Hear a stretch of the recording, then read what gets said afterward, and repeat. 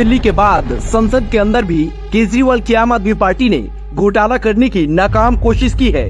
सदन के इतिहास में आज तक पहले कभी किसी ने नहीं की थी ऐसी शर्मनाक हरकत। देश की जनता ने आज तक भ्रष्टाचारी पार्टी देखी थी, परिवारवादी पार्टी देखी थी, लोकतंत्र की हत्यारी पार्टी भी देखी थी, लेकिन सदन के अंदर घोटाला करने वाली पार्टी पहली बार देख रही है। क्या है पूरा मामला?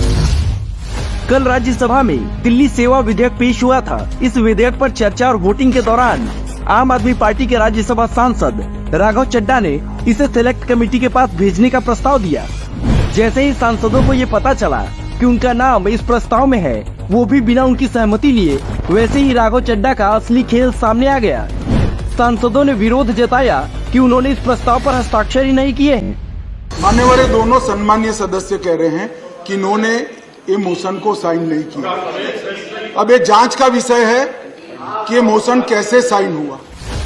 यही नहीं, आरोपों के अनुसार 5 सांसदों के फर्जी हस्ताक्षर लगाए गए हैं। शराब घोटाले के बाद हस्ताक्षर घोटाला। लगता है आम आदमी पार्टी ने दिल्ली के शराब घोटाले की तरह सदन में सांसदों के फर्जी हस्ताक्षर घोटाले को अंजाम देने की कोशिश की है। जैसे इन्होंने चुपके बगैर किसी की परमिशन लिए करोड़ों का शीश महल बनवा लिया, उसी तरीके से इन्होंने कोशिश किया बिना किसी की सहमति लिए प्रस्ताव में नाम डालने का, क्योंकि सदन में सांसदों ने खड़े होकर साफ कहा कि उन्होंने ऐसे किसी भी प्रस्ताव पर साइन नहीं किया है। तो अगर ऐसे प्रस्ताव पर हस्ताक्षर है तो किसके हैं? प्रस्ताव में इन 5 सांसदों का नाम लिया।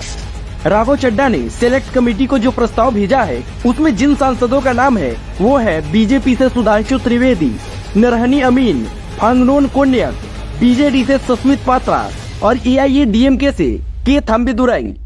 इन सभी ने इस प्रस्ताव में अपना नाम और हस्ताक्षर होने पर विरोध दर्ज कराया।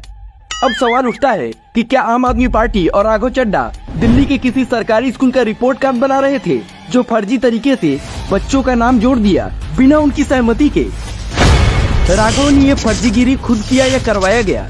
सवाल ये भी उठता है, राघव चड्ढा जो सांसद होने के साथ साथ पढ़े लिखे सीए भी हैं, तो क्या उन्होंने जानबूझकर इस फर्जीवाड़े को अंजाम देने की कोशिश की है, या उनसे किसी ने ये करवाया है, जैसा कि उन पर आरोप लग रहे हैं?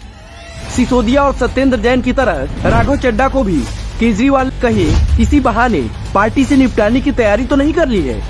केजरीवाल का राजनीतिक इतिहास तो यही बताता है कि कोई ऐसा सगा नहीं जिसे केजरीवाल ने ठगा नहीं।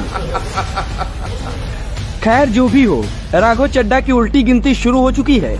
जांच में अगर सांसदों के हस्ताक्षर फर्जी पाए गए तो उनके खिलाफ विशेषाधिकार हनन प्रस्ताव के अलावा एफआईआर भी दर्ज हो सकती है। राघव चड्ढा को पता होना चाहिए था कि कौवा पहले ही चोंच मार चुका था। उनका झूठ जल्दी ही पकड़ में आ जाएगा।